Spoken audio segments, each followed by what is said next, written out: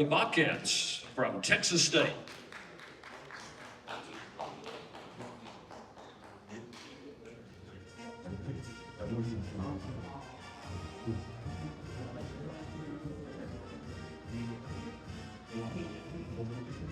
The Bobcats were at 8-5 last season. They won the First Responder Bowl. They opened their 2024 season August 31st at home against Lamar. They're represented today by head coach G.J. Kinne and our student athletes, Ismail Mahdi, a junior running back from Murphy, Texas, and Jordan McCloud, a redshirt senior quarterback from Tampa, Florida. We'll begin with opening remarks from Coach Kinne, and then we'll take questions for both Coach and the student athletes. Coach? All right, thanks for having us. I'd like to start out by giving my wife a shout out. Summer, I know she's watching. We just, had our third child, first little girl, and we induced early to make sure we were here today. So I would not be here if it wasn't for her and that decision and a real coach's wife decision right there. So appreciate you. Kelly Danfus, start with him, our president and athletic director Don Coryell and their leadership, Commissioner Gill and Travis Llewellyn and John McCabe, three guys that have a lot of confidence in the Sun Belt because of those three guys. Talking about the real reason we're here, these two guys up here, and that's what it's about, is these players, and starting with Jordan McCloud, ranked Sun Belt Player of the Year. We got him in the transfer portal from JMU, and somebody that from the time that he's gotten here has just been a real leader for our team, and really picked up the system fast, and somebody that really represents the Sun Belt and Texas State very well on the national stage. Ismail Mahdi, first team All-American, led the country in all-purpose yards. Texas high school kid, somebody that I had the privilege to coach last year and then coach against the year before. And, as everyone sees the stats and the numbers and all that, but the type of person he is and the type of leader he is for our program is huge, and somebody that to be honest, if he got in the portal, could have gone anywhere in the country. And when we had those talks, and he decided to come back and play for Texas State and be the face of the program and continue and build on the success that he had last year. So really happy to have him back and happy to have him, really lead our program. People talk about the portal and the guys that we got in the portal and all that, but really the guys we're able to retain on our current roster was really the big win for us. The best recruiting we did all off season. Really started from the day after the bowl game. Really the night of the bowl game after we beat Rice, had a huge win. I was calling our current players like Ish the next morning at 7 a.m. I'm calling donors and trying to raise as much money as possible because we have some super talented players on our roster, and we couldn't have gotten anyone better than those guys in the portal. And so really excited that we're able to retain those guys. And obviously you're going to lose some, but that's just the way it goes. But the guys that decided to decide, really happy that they decided to stay in Texas State.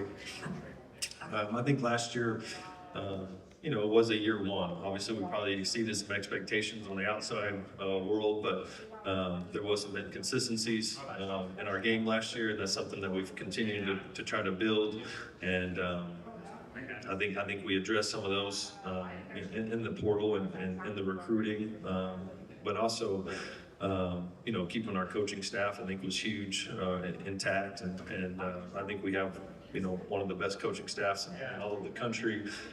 Offensive coordinator Mac Leftwich had opportunities just like our other, some of our players to move on, and he decided to stay with us, which was a huge win. We lost our defensive coordinator, but hired someone that I'm very familiar with, Dexter McCoy, our defensive coordinator, that's been with me now for going on year 3, but I also played with him in college, and we were teammates together, so someone I'm really familiar with, and someone that I know will do an outstanding job. Daniel DePrado, our special teams coordinator, one I think is one of the best in the country. You hire Chad Morris as the receiver coach and pass game coordinator who has experience as an SEC head coach, and was my offensive coordinator in college. Jordan Shoemaker, our run game coordinator, offensive line coach. That's one thing I always get confused about is when I was at UIW, we led the country in offense last year in the Sun Belt, had the #1 offense in the Sun Belt, #1 rushing attack, and we never have any offensive linemen on preseason list or whatever. So hopefully that'll change at the end of the season, because I think we have a really good offensive line. On defense, I've talked about Dexter McCloud, that you got. Bradley Del Pivido, that was the defensive coordinator last year at UTEP that we were able to hire, and somebody that's fit really well with that defensive staff, Matthew Gregg, Michael Gwynn, and a couple of our coaches on the defensive line and corners. So I feel like we have a really good staff. I miss Barry Needley on offense and Will Bryant, two other outstanding coaches. So feel really good about our staff going into year 2 and what we have coming back on both sides of the ball and on special teams. I think probably the deepest we've been at some positions. I think that's one thing we figured out last year in the Sun Belt. And year 1, just we weren't deep at some positions. So I feel like the defensive line, we have 7 defensive linemen, defensive tackles that we can put in the game and feel really confident about. You got a Ben Bell that was up there among the best in the country last year in sacks. And you add a Stephen Parker that I coached at UIW, 6'4", 270 pounds, that can really run and disrupt things. And that's one thing, being in the Sun Belt last year, you look around the league, you talk about your Troys and the James Madisons, the guys that really dominated last year. They had a dominant defensive line. So, that's one of the areas that we felt like we needed to address, and we got better. So feel really good about that. I think our receiver depth with Joey Hobart and Cole Wilson, 2 of the best in the country. But then, you add guys like Jaden Williams and a Chris Don, that's a young up-and-coming player, Drew Donnelly that led our team in a couple of categories early in the season last year. Connor Fox at tight end. So I think we have a number of weapons on the outside for our quarterbacks, and then I think the defensive line, I think those are 2 of the areas that I think we've added some depth and added some real playmakers. So I'm excited about where we're going. Obviously, we got a lot of momentum going into year 2. Picked first in the West, which is a great sign of respect, and that was awesome to see. Obviously, I think we were picked 5th a year ago, and so really the preseason rankings don't mean much, but it does matter to us, and we were excited about where we were picked. For us, as a coaching staff, we won 20 games in 2 years, going back to UIW and Texas State. So we are comfortable being on that top spot and winning ball games. I think for us, the expectations going into last year, we were a little uncomfortable with. So excited where we're at, but we still have a lot of room and a lot of growth to happen. I think one thing for us, in the summertime now, everyone's talking about OTAs and practice and football and all that. I guess, I might be a young guy, but I'm a little old school, and when it comes to that, I think summertime is about strength and conditioning and running and lifting and getting bigger, stronger, faster, and continuing to build your culture, and you fit into football when you can, and within the care hours, and that's what we did, and we'll get really going on football next week. So with that being said, I'm usually not this long-winded, sorry about that, but any questions? We will open the floor now up for questions. We ask those of you here in the room, please raise your hand for questions, and a microphone will be brought to you. And for those of you joining us on Zoom, please remain on mute and type your questions into the chat. We'll read them here in the room. Cap Jordanello with the Win Hour Get Bent podcast. Coach, you're one of 3 teams to bring a quarterback to media days. Obviously, when you bring the reigning Sun Belt Offensive Player of the Year, you want to bring them to media days. But what is it about Jordan McCloud that makes you want to represent this school? Yeah, that was something that, maybe my background as a quarterback, there was probably a thought that went through my head, and, maybe you don't bring him. He wasn't on our team last year, but since he was at this, played in the Sun Belt a year ago, he's the reigning Sun Belt Player of the Year. I'm not going to punish the kid because he deserves to be here. And ever since he's been here, he's been an extremely hard worker. He's built the relationships with his teammates and earned the respect of his teammates and his coaches. And just really excited about, what he did in the spring and kind of the growth and the work that he put in the summer. And I'm excited to really see him, next week when we really start going in fall camp. Dominic Rousseau, College Football Dogs and Sun Belt Syndicate. This one's to really all 3 of you.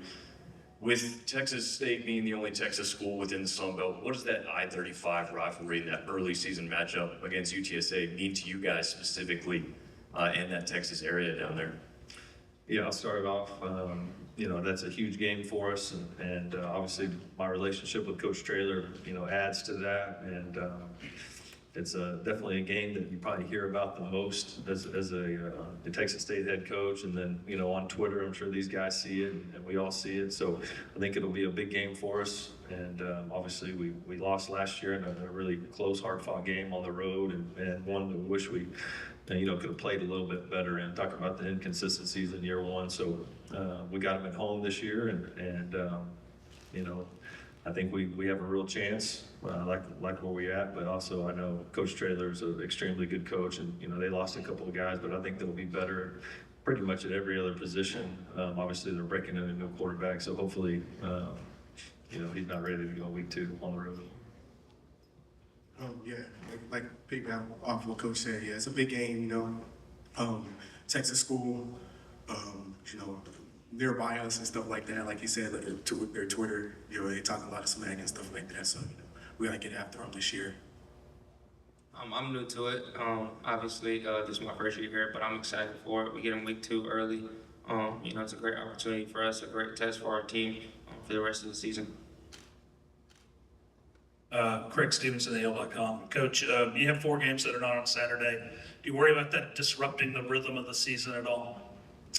It's something we've talked about as a staff, and we got a plan in place to combat that. But look, it is what it is. As long as the other team's got to play on the same day as we do, I mean, it is what it is. I'm not too concerned about it. We'll get our guys ready, and just part of the game. Coach Tyson Taylor here at KTSW Sports. Right here. Yes, sir.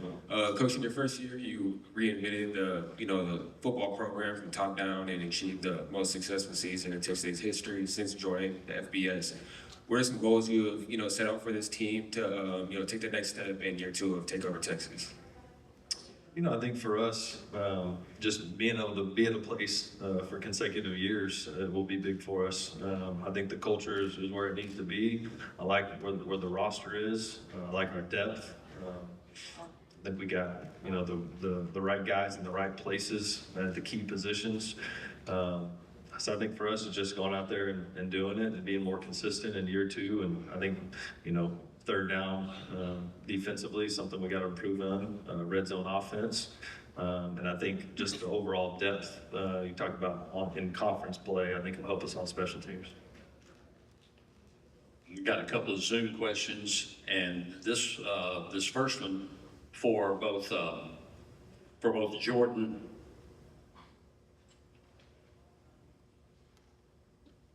Okay, this is for both Ismail and Jordan. You have new players and you have returning players. You guys are among the new players. What's the key to assimilating between the returning players and the new players coming into the program? I think it's just building a relationship early in spring, like Coach said, getting to know your guys on and off the field. At the end of the day, every year is going to have new players, retaining players. It's just, gelling with them in practice, off the field, building a relationship. When you have a relationship with your brothers off the field, that you just fight harder for the man next to you, and you're able to just, rely on them and trust on your teammate and things like that. Yeah, piggyback off what he said. Yeah, just building a relationship, holding each other accountable, and pushing each other and stuff like that. That's how we build that team chemistry. It's just holding each other accountable. And a question from Colton McWilliams from the San Marcos Daily Record for Coach Kinne. Expectations at Texas State have risen significantly for the first time in a while at the Texas High School Coaches Association. You talked about how you're more accustomed when the expectations are high compared to last year. What is it about high expectations that make you feel more comfortable? Yeah, I think, for me, that's something I pride myself on being a winner. Look at the track record as a player, as a coach. Been a part of winning teams and winning cultures, and credit that to the coaches that have coached me and the people that have molded me as a person and as a man.